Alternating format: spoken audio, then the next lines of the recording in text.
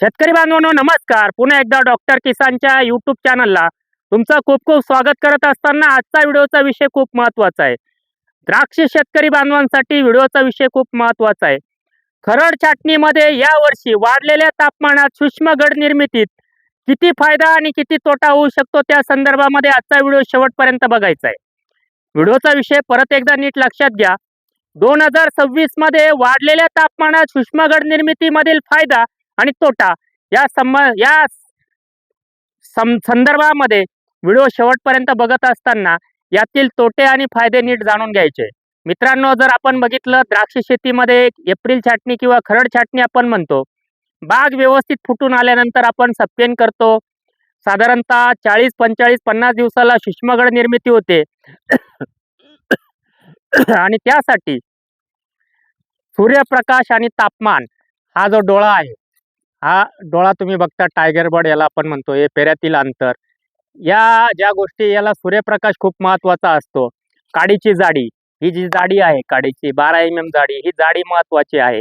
या सगळ्या गोष्टी मिळाल्या, सूर्यप्रकाश भरपूर मिळाला, तापमान चांगलं मिळालं, अतिउष्णता मिळाली, यामध्ये सूक्ष्मगड निर्मिती 100% झाली.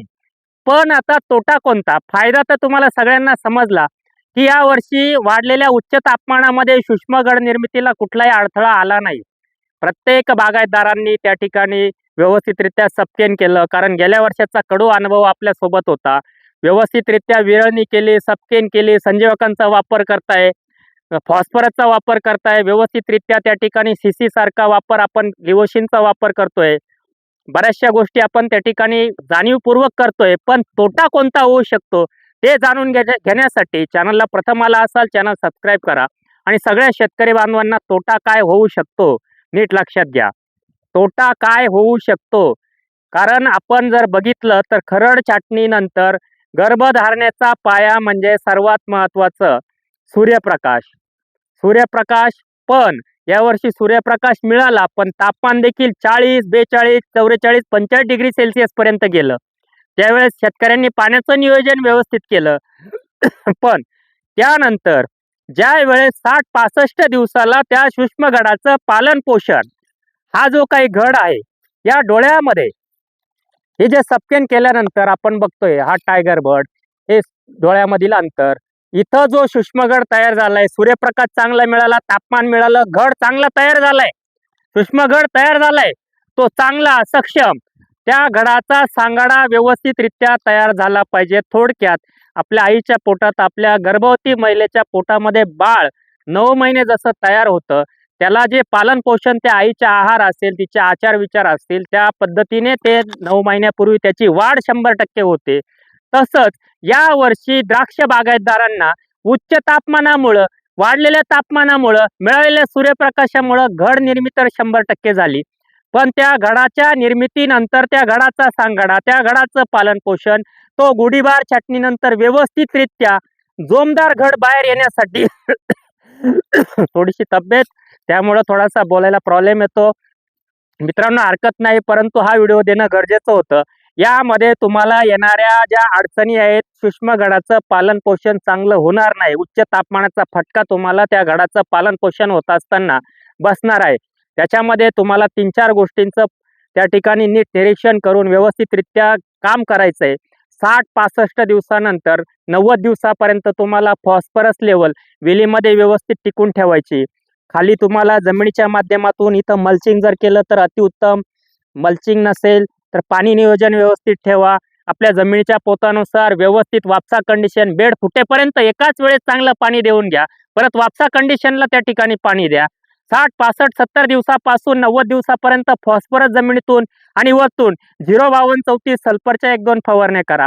आणि 65 ते 90, 95 दिवसाच्या दरम्यान शेंडा टॉपिंगला येईल तुमचा. 75-80 दिवसाला, काही शेतकऱ्यांचा 70 दिवसाला येऊ शकतो. शेंडा टॉपिंग या ठिकाणी केलेला आहे. तुम्ही जर बघितलं, शेंडा टॉपिंग या ठिकाणी केलेला आहे.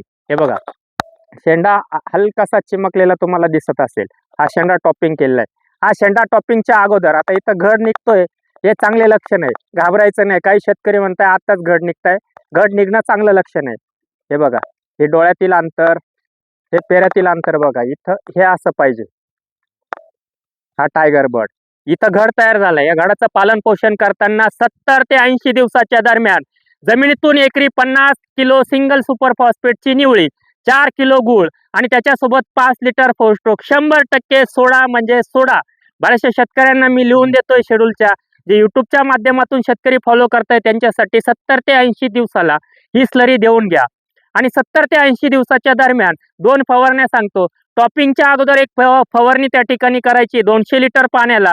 बर्ड कव्हर, वरद बायोटेकचं बर्ड कव्हर 200 लिटरला 500 मिली. त्याच्यासोबत पोटॅशियम सोनाईट 800 ग्रॅम ते 1 किलो पर्यंत, पोटॅशियम सोनाईट 800 ग्रॅम ते 1 किलो पर्यंत, बोरॉन 100 ग्रॅम.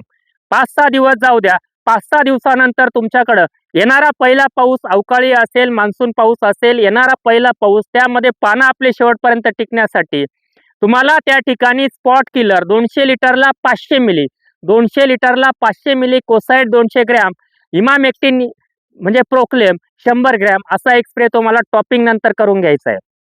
टॉपिंगच्या अगोदर तुम्ही बर्ड कव्हर, झिरो त्या ठिकाणी पोटॅशियम सोनाईट किंवा 04932 बोरॉन 100 ग्रॅम अशी फवारणी झाली. त्यानंतर तुम्ही फवारणी केली स्पॉट किलर, कोसाईड, प्रोक्लेम, स्लरी दिली 70 ते 80 दिवसाच्या दरम्यान. 90-95 दिवसाला टॉपिंग झालं. कुठंतरी परत खुडाफुटी ज्याला आपण म्हणतो, वरती शेंड्याला बगलफुटी निघायला लागल्या, खुडाफुटी निघायला लागल्या, त्यावेळेस SOP sulphate of potash SOP 1 kilo घ्यायचंय. त्यासोबत तुम्हाला घ्यायचंय कॉपर सीओसी, कॉपर घ्यायचंय तुम्हाला 400 ग्रॅम, टिल्ट घ्यायचंय 25 मिली.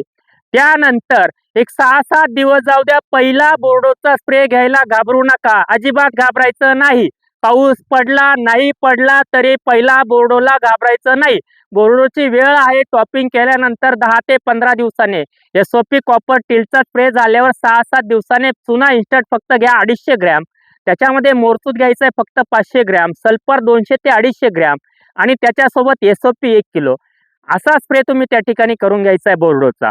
आणि त्याच दरम्यान 90-95 दिवस तुमचे होतील त्यावेळेस जमिनीतून 1 लिटर प्लॅटिनम, कारण तुमचा रूट झोन हा 40-45 सुरुवातीला जसा रूट झोन ऍक्टिव्ह असतो, पांढरी मुळी ऍक्टिव्ह असते, तशी सातत्याने 120-30 दिवसापर्यंत पांढरी मुळी सुरू ठेवायची तुम्हाला. म्हणून तुम्हाला 90-92-95 दिवसाला एकरी 1 लिटर प्लॅटिनम आणि 5 किलो 0050 किंवा 10 किलो एसओपी किंवा 10 किलो पर्यंत 0050 अशा पद्धतीने एक डोस तुम्ही त्या ठिकाणी देऊन घ्यायचा आहे मित्रांनो. आणि दुसरी एक महत्वाची गोष्ट, वरती वेली तापमानामध्ये आपला घड तयार झालाय, ट्रेसमध्ये जाऊ नये म्हणून मी तुम्हाला मागच्या व्हिडिओमध्ये सांगितलं होतं.